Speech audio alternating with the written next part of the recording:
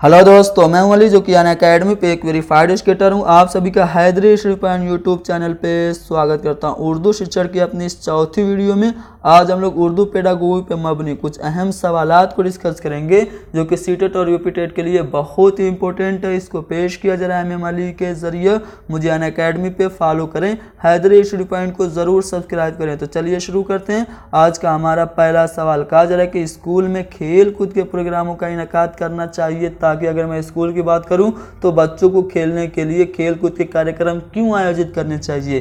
क्या इससे असातिज़ा को छुट्टी मिल सके इसलिए, या फिर बच्चों को इनामात मिल सके, या फिर तलबा के जो सरपरस्त हैं गार्जियंस है वो खुश रह सके इसलिए, या फिर तलबा में टीम का जज्बा फ़रोग पा सके। तो दोस्तों, जब आप बच्चों को खेल कूद का मौका देंगे तो बच्चे एक दूसरे के संपर्क में आएंगे। इससे उनमें आपस में प्रेम होगा, भाईचारी होगी, विचारों का आदान प्रदान होगा और वो गुरु के प्रति क्या रहेंगे, वफादार रहेंगे।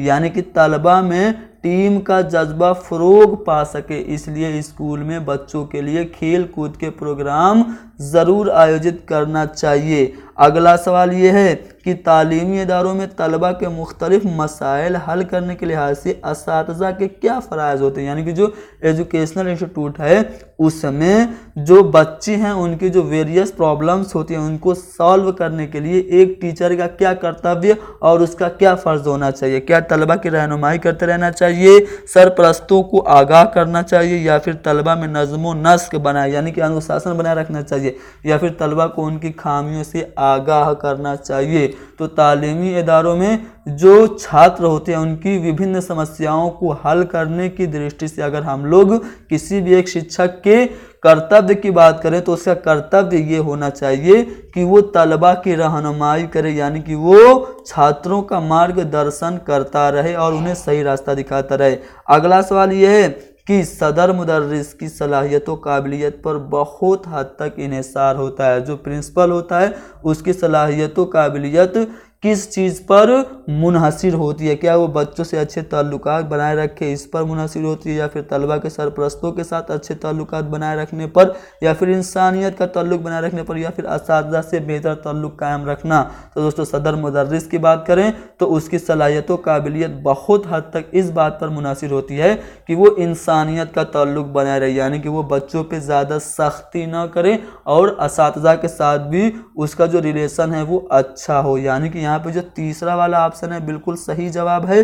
अगला सवाल है कि हमारे तालीमी निज़ाम में इस्लाह नहीं हो पाती। जो हमारा एजुकेशन सिस्टम है, जो एजुकेशन सिस्टम है उसमें बहुत सारी खराबियां हैं और उस खराबियों को हम लोग दूर क्यों नहीं कर पाते। इसका जो मेन रीज़न है, जो इसकी खास वजह है क्या है, क्या सियासत वालों की बेजारी है, हाकिमों की बेजारी, या फिर मुदर्रिसीन की, या फिर अवाम की बेजारी है। तो दोस्तों, अगर तालीमी निज़ाम में कोई भी गड़बड़ी है और हम उसकी इस्लाह नहीं कर पा रहे हैं तो इसकी खास वजह मुदर्रिसीन की दिलचस्पी न लेना है। यानी कि मुदर्रिसीन की जो बेजारी है वही एजुकेशन सिस्टम में इस्लाह न हो पाने की वजह है। अगला सवाल है कि एक अच्छे मुअल्लिम को यानी कि एक अच्छे टीचर को नफ्सियात के बारे में क्यों इल्म होना चाहिए। क्या इससे यानी कि नफ्सियात से, चाइल्ड साइकोलॉजी से एक अच्छा टीचर बच्चों का रवैया समझ लेता है, या फिर चाइल्ड साइकोलॉजी के नॉलेज से जमात को काबू रखने में मदद मिलती है, या फिर इससे बच्चों को तरगीब मिलती है, या फिर इम्तिहानी नतीजे में मदद मिलती है। तो दोस्तों, जो एक अच्छा टीचर होता है उसको बाल मनोविज्ञान का पूरी तरह से नॉलेज होना चाहिए, क्योंकि जब वो बाल मनोविज्ञान को जानेगा तो बच्चों के मानसिक स्तर को जानेगा। बच्चे किस चीज़ में दिलचस्पी लेंगे, क्या उनको अच्छा लगेगा, क्या उनको अच्छा नहीं लगेगा, ये सब बातों को वो जानते हुए जब वो शिक्षण करेगा तो प्रभावशाली होगा, और जो कुछ भी वो पढ़ाएगा उसको बच्चे पढ़ेंगे और उसमें दिलचस्पी लेंगे। तो एक अच्छे मुअल्लिम को तलबा की जो नफ्सियात होती है, जो चाइल्ड साइकोलॉजी है, उसके बारे में जानकारी इसीलिए ज़रूरी है क्योंकि इसकी जानकारी से बच्चों को तरगीब देने में मदद मिलती है। अगला सवाल ये है कि एक अच्छे मुदर्रिस को तरीक़ा तदरीस की मालूमात ज़रूर होनी चाहिए। क्यों? जो एक अच्छा टीचर है उसको टीचिंग मेथड्स यानी कि शिक्षण विधियों के बारे में जानकारी क्यों होनी चाहिए। क्या इससे तदरीसी अमल बहुत पुरअसर होता है, या फिर इससे तदरीसी अमल जल्दी अंजाम को पहुंचता है, या फिर इससे तदरीसी अमल में आसानी होती है, या फिर इससे मुदर्रिस में खुद एतमादी यानी कि सेल्फ कॉन्फिडेंस आता है। तो जब टीचर को तरीक़ा तदरीस यानी कि जो शिक्षण विधियाँ हैं उनकी जब जानकारी रहती है और वो उन जानकारियों का इस्तेमाल करते हुए जब वो टीचिंग कराता है, तो इससे जो शिक्षण कार्य है वो बहुत ही प्रभावशाली और इफ़ेक्टिव होता है। यानी कि तरीक़ा तदरीस की मालूमात इसलिए ज़रूरी है क्योंकि इससे तदरीसी अमल बहुत ही पुरअसर यानी कि इफ़ेक्टिव और प्रभावशाली होता है। अगला सवाल कि एक अच्छे मुदर्रिस को खेल कूद में भी हिस्सा लेना चाहिए, क्यों? एक अच्छा जो टीचर है वो बच्चों को खेलते हुए उनके दरमियान रहे, बच्चों के साथ खेले। क्यों खेले बच्चों के साथ?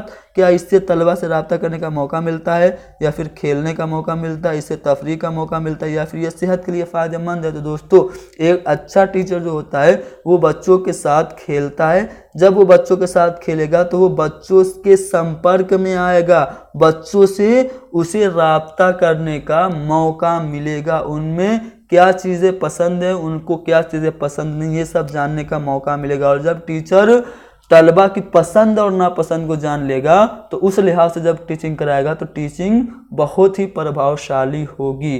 तो अच्छे टीचर को खेल कूद में इसीलिए हिस्सा लेना चाहिए क्योंकि खेल कूद में जब टीचर हिस्सा लेगा तो इससे जो स्टूडेंट्स हैं उनसे कांटेक्ट होगा, उनसे संपर्क स्थापित करने का अवसर प्राप्त होगा। अगला सवाल कि एक मुअल्लिम से क्या उम्मीद की जानी चाहिए? आप एक शिक्षक से क्या आशा रखते हैं? क्या ये कि वो बिल्कुल उलुल अज़्म ना हो, या फिर ये कि उसकी आरज़ुएं और ख्वाहिशें मुतवाज़िन हो? जी हाँ दोस्तों, एक जो अच्छा टीचर है उसकी जो महत्वाकांक्षाएं हैं वो सीमित हों, बहुत ज़्यादा वो महत्वाकांक्षी न हो। तो एक मुअल्लिम से यही उम्मीद की जाती है कि उसकी जो आरज़ुएं और ख्वाहिशें हैं वो मुतवाज़िन हों, लिमिटेड हों और बिल्कुल बराबर हों। अगला सवाल यह है कि तलबा किसी सबक को कब अच्छा सीखते हैं? कोई भी लेसन है उसको बच्चे कब बहुत अच्छा सीखेंगे? क्या जब उन्हें सबक को ज़ोर ज़ोर से पढ़ने को कहा जाता है, या फिर जब उन्हें सबक की तशरीह हो तबसरा में शामिल किया जाता है, या फिर जब सबक पर लेक्चर दिया जाता है, या फिर उनसे सबक की तफसीर किसी मदद के पढ़ने को कहा जाता है? तो दोस्तों जब आप किसी भी बच्चे को सबक पढ़ा रहे हैं तो वो सबक अच्छा कब सीखेंगे? जब आप बच्चों के सामने एक्सप्लेन कर रहे हैं, सबक की तशरीह कर रहे हैं और उस पर तबसरा कर रहे हैं, तो उस तबसरे में बच्चों को भी शामिल कीजिए। जब बच्चे उस तबसरे में शामिल रहेंगे तो बच्चे सबक को अच्छा सीखेंगे। अगला सवाल ये कि दौरान तदरीस मुदर्रिस को ज़्यादा से ज़्यादा सवालात पूछने चाहिए, क्यों? आप पढ़ा रहे हैं तो एज ए टीचर आपको ज़्यादा से ज़्यादा क्वेश्चन पुटअप क्यों करने चाहिए? क्या इससे तलबा का ध्यान मुदर्रिस की तरफ खिंचता है, या फिर इस तलबा के जहन से खौफ निकल जाता है, या फिर सबक को पढ़ाने में तलबा का ताउन हासिल होता है, या फिर वक्त अच्छा गुजरता है? तो दोस्तों यहाँ पे देखिए दो ऑप्शन आपको सही लग रहा होगा, ए और सी, लेकिन दोनों में जो सबसे परफेक्ट है वो हमें चूज़ करना है। तो दोस्तों जब आप बच्चों को टीचिंग करा रहे हैं, जब आप उनसे सवाल करेंगे तो जाहिर सी बात है उनका जो ध्यान होगा, अटेंशन आपकी तरफ होगा, लेकिन साथ ही साथ इससे भी ज़्यादा जो अच्छा ऑप्शन है वो ये है कि सबक को समझाने में तलबा का ताउन हासिल होगा। यानी कि जब आप क्वेश्चन पूछेंगे बच्चों से तो क्वेश्चन का जब वो आंसर देंगे तो उसी आंसर को मद्देनज़र रखते हुए, उसी से चीज़ों को रिलेट करते हुए जब आप सबक को समझाएंगे तो सबक बहुत ही बेहतर तरीके से बच्चा समझ लेगा। तो इसीलिए टीचिंग के दौरान क्वेश्चन पूछने चाहिए बच्चों से, ताकि सबक को समझाने में तलबा का ताउन मिल सके। अगला सवाल ये है कि किसी मजमून की तदरीस में काफ़ी मश्क कराना क्यों ज़रूरी है? कोई भी आप मजमून उठा लीजिए, उसको आप पढ़ाते हैं तो उसकी आप ज़्यादा से ज़्यादा प्रैक्टिस क्यों कराते हैं?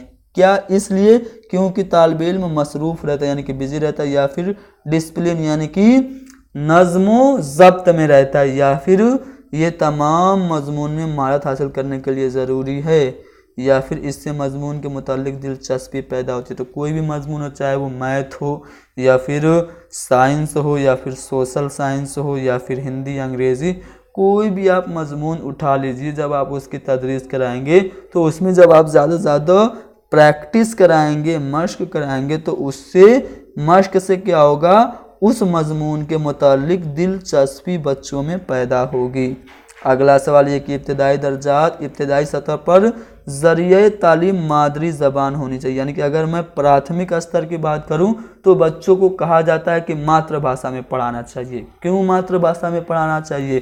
क्या इसलिए क्योंकि इससे हुब्बुल वतनी यानी कि देशभक्ति का जज्बा जागृत होता है, या फिर इससे तलबा को निसाबी मवाद को समझने में, यानी कि जो सिलेबस है, जो कि चीज़ें जो कुछ वो पढ़ रहे हैं उनको समझने में उन्हें आसानी होती है, या फिर मादरी ज़बान की तरवीज में मदद मिलती है, यानी कि मादरी ज़बान का विकास होता है, या फिर इससे तदरीसी काम आसान हो जाता है। तो दोस्तों, जो छोटे बच्चे होते हैं इब्तदाई दर्जा में, वो क्या होते हैं, घर से क्या सीख के आते हैं, मादरी ज़बान। मादरी ज़बान वो घर से क्यों सीखते हैं? क्योंकि फैमिली और माँ बाप से जो ज़बान बच्चे सीखते हैं वही ज़बान उनकी मादरी ज़बान हो जाती है। तो जब आप उनको मादरी ज़बान में कोई भी चीज़ समझाएंगे, किसी भी निसाबी मवाद को समझाएंगे, तो वो आसानी से समझ लेंगे। तो इसीलिए इब्तदाई सतह पर ज़रिए तालीम मादरी ज़बान होना चाहिए, क्योंकि मादरी ज़बान से तलबा को निसाबी मवाद को समझने में बहुत ही मदद मिलती है। बी वाला ऑप्शन हमारा सही जवाब है। आखिरी सवाल ये कि अगर तलबा सबक में दिलचस्पी न ले तो मुअल्लिम को क्या करना चाहिए? आप सबक पढ़ा रहे हैं और एक बच्चा दिलचस्पी नहीं ले रहा है, तो आप क्या करेंगे? जमात से भाग जाएंगे या फिर उसे तरीक़े तदरीस में तरमीम और इस्लाह करेंगे? यानी कि जो आप पढ़ा रहे हैं, जो आपका पढ़ाने का तरीका है, उसको बदलेंगे और उसको और सही करेंगे, या फिर तलबा को सख्त सजा देंगे कि तुम ध्यान क्यों नहीं दे रहे हो, या फिर सदर मुदर्रिस यानी कि प्रिंसिपल से शिकायत करेंगे। तो दोस्तों, अगर कोई भी बच्चा दिलचस्पी नहीं ले रहा है तो इसका मतलब यह है कि या तो आप सही पढ़ा नहीं रहे हैं, आपका जो टीचिंग मेथड है वो सही नहीं है। अगर आप सही से पढ़ाते तो बच्चा दिलचस्पी लेता।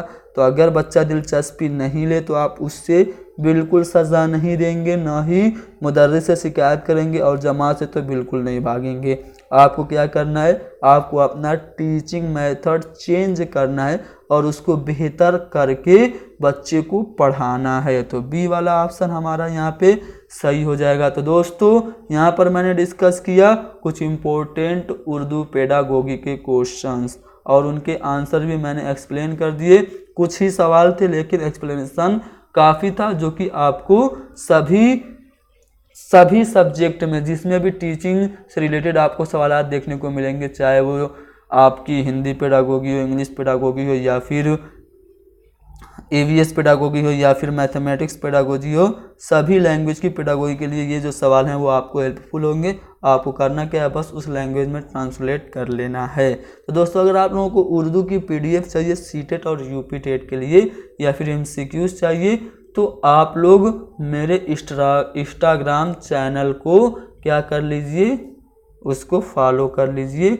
लिंक आपको डिस्क्रिप्शन में मिलेगी, आप उस चैनल को ज्वाइन करिए। वहाँ पे मैं आपको PDF अवेलेबल कराऊंगा बिल्कुल फ्री में। So thank you very much, best of luck for your exam. आप सभी को बहुत सारी दुआएं, शुभकामनाएं।